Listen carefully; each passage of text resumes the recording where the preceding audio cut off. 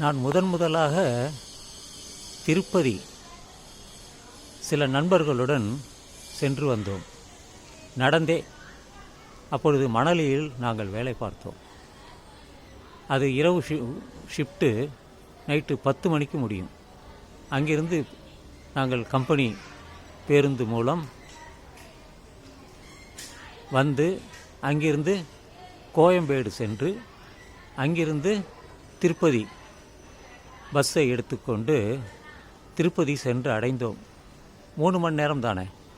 அப்போ ஒரு 2 மணி இருக்கும், நைட்டு 2 மணி.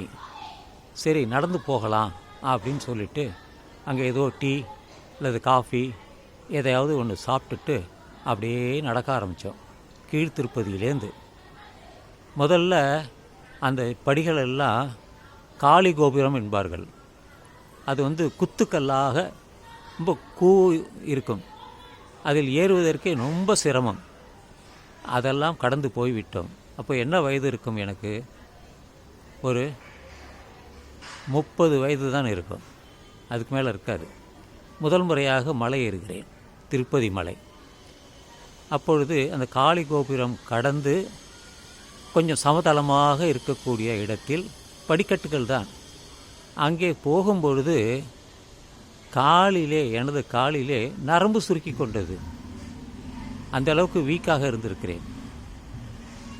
அப்புறம் சற்று நேரம் நின்றுவிட்டு அதை கொஞ்சம் தடவி விட்டு நடந்து போகிறோம். அடுத்தபடியாக ஒரு பாதி தூரம் போய்விட்டோம். போன பிறகு நாங்கள் மொத்தம் 5 பேர். எங்கள் ஒரு காட்டெருமை இடைமறிக்கிறது, நின்று விட்டது. எல்லோரும் என்ன செய்வதென்றே தெரியவில்லை. எப்படி போகிறது? அந்த நேரத்தில் இரவுங்கிறதுனால யாருமே வரலை, நாங்கள் தான் போயிட்டுருக்கோம்.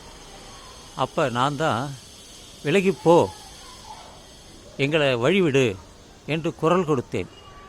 ஒரு 4-5 முறை குரல் கொடுத்தேன். அது என்ன ஆனது? அப்படியே இந்த காட்டிற்கு போய்விட்டது.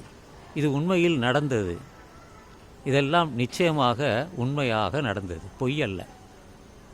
இதை சிலர் இவருக்கு தெய்வீக குணம் இருந்ததாக சொல்லுவார்கள்.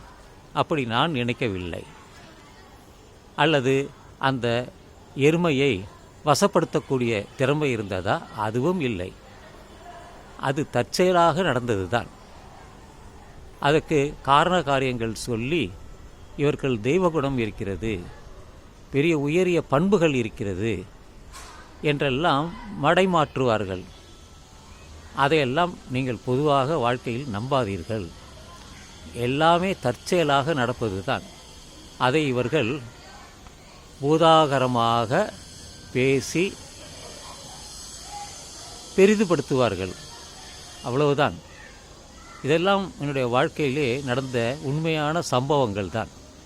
இன்றளவும் என் ஞாபகத்தில் இருக்கிறது. அதனால்தான் என்னுடைய யூடியூப் சேனல் சிதம்பரம் கொள்ளிடம், அதில் பதிவிட வேண்டும். பலமுறை அதை பற்றி நான் சொல்லியுள்ளேன். காணொளியாக நான் செய்ததில்லை. இதுதான் முதல் முறையாக நான் காணொளியாக செய்கிறேன். நாம் வானத்தில் பார்க்கிறோமே, பிறை நிலாவும் அங்கே ஜூபிட்டர் என்ற கிரகமும் தான். நல்ல காட்சி, நன்றாக இருக்கிறது. வானத்தை பார்ப்பவர்களுக்கு, வானியல் தெரிந்தவர்களுக்கு அது ரொம்ப சிறப்பாக இருக்கும். யாரும் வானத்தை பார்ப்பதில்லை, நான் பார்ப்பேன் என்று நடைப்பயிற்சி வெளியே செல்லவில்லை. வீட்டு மொட்டை மாடியிலேயே நடைப்பயிற்சி செய்து இதை நான் ஒரு வீடியோவாக எடுக்கிறேன்.